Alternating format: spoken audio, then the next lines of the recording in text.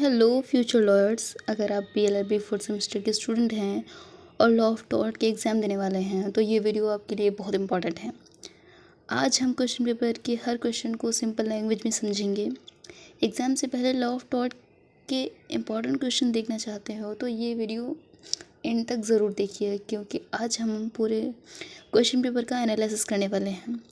बहुत से स्टूडेंट्स को समझ नहीं आता कि एग्ज़ाम में किस टाइप के क्वेश्चन आते हैं। इस वीडियो में मैं आपको लॉ ऑफ टॉर्ट के क्वेश्चन पेपर को स्टेप बाय स्टेप्स एक्सप्लेन करने वाली हूँ, तो बने रहिए एंड तक और देखिए।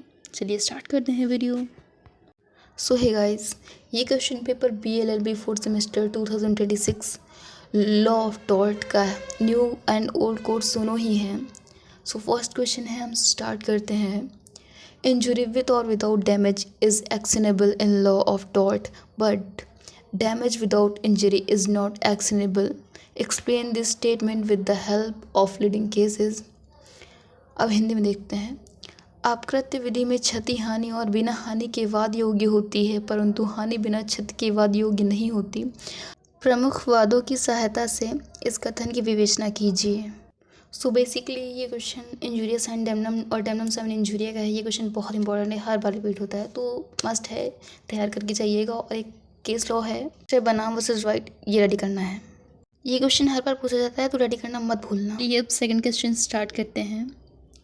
अपकृत्यात्मक दायित्व विधि के द्वारा पूर्व निर्धारित कर्तव्य के भंग से उत्पन्न होता है। यह कर्तव्य सामान्यतः व्यक्तियों के प्रति होता है और इसके उल्लंघन का निवारण अधिनिर्वारण क्षतिपूर्ति की कार्यवाही द्वारा किया जा सकता है। उपयुक्त वर्णित परिभाषा का समालोचनात्मक परीक्षण दीजिए। अब इंग्लिश में देखते हैं। Tortious liability arises from the breach of a duty primarily fixed by law. This duty is towards person generally, and its breach is redressable by an action for unliquidated damage. Critically examine the above mentioned definitions.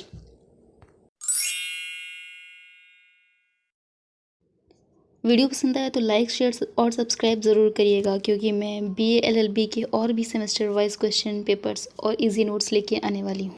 Third question, explain the maxim volenti non fit injury and state its limitation. In Hindi, जो सहमति देता है उसे क्षति नहीं होती, उपयुक्त की विवेचना कीजिए, इसकी सीमाओं को बताइए। ये भी इम्पॉर्टेंट है, इसको भी देख लीजिएगा आप लोग। अब बढ़ते हैं फोर्थ क्वेश्चन की ओर। सैद्धांतिक रूप से किसी कार्य के अंतहीन परिणाम हो सकते हैं, परंतु प्रतिवादी अपने दोषपूर्ण कार्यों के अनंत परिणाम के लिए उत्तरदायी नहीं है। इस कथन के प्रकाशन में क्षति की दुरस्थता के सिद्धांत की व्याख्या कीजिए। In English, theoretically the consecution of any conduct may be endless, but no defendant is responsible ad infinitum for all consecution of his wrongful conduct. In the light of this statement, explain the doctrine of remutation of the damage. So guys, video बहुत ज़्यादा लंबी हो जाएगी, इसलिए हम एक ही language में video continue करते हैं। सो फिफ्थ क्वेश्चन इज़, संविधान में वर्णित सुसंगत प्रावधानों एवं प्रमुख वादों की सहायता से सरकारी कर्मचारियों के द्वारा किए गए दोषपूर्ण कार्य के लिए सरकार के दायित्व की विवेचना कीजिए। सिक्स क्वेश्चन, विद्वेषपूर्ण अभियोजन को परिभाषित कीजिए और उन तथ्यों का उल्लेख कीजिए जिन्हें विद्वेषपूर्ण अभियोजन के मुकदमे में वादी द्वारा सिद्ध किया जाए या किया जाना चाहिए।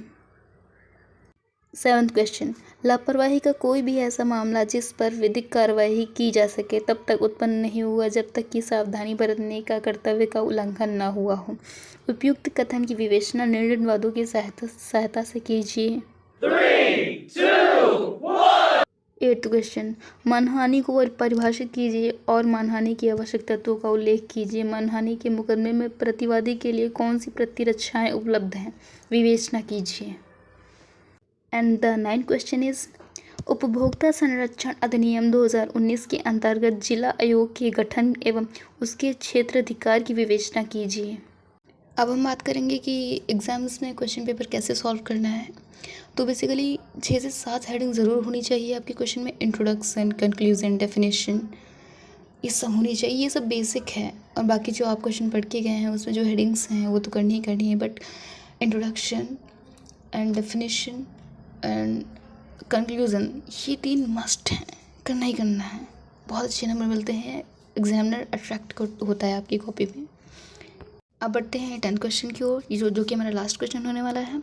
निम्नलिखित पर टिप्पणी कीजिए। सेवा में कमी उपभोक्ता संरक्षण अधिनियम 2019 के अंतर्गत उपभोक्ता कौन है? ये क्वेश्चन बहुत ही इंपॉर्टेंट है, ये भी हर साल रिपीट होता है। लाइक कमेंट शेयर करना मत भूलिएगा, और हम फिर मिलेंगे नए क्वेश्चन पेपर्स के साथ, नए सिलेबस के साथ। और कमेंट कीजिए आपको वीडियो कैसा लगा और किस सेमेस्टर के क्वेश्चन पेपर्स चाहिए, कौन से सब्जेक्ट के चाहिए, कमेंट करिए।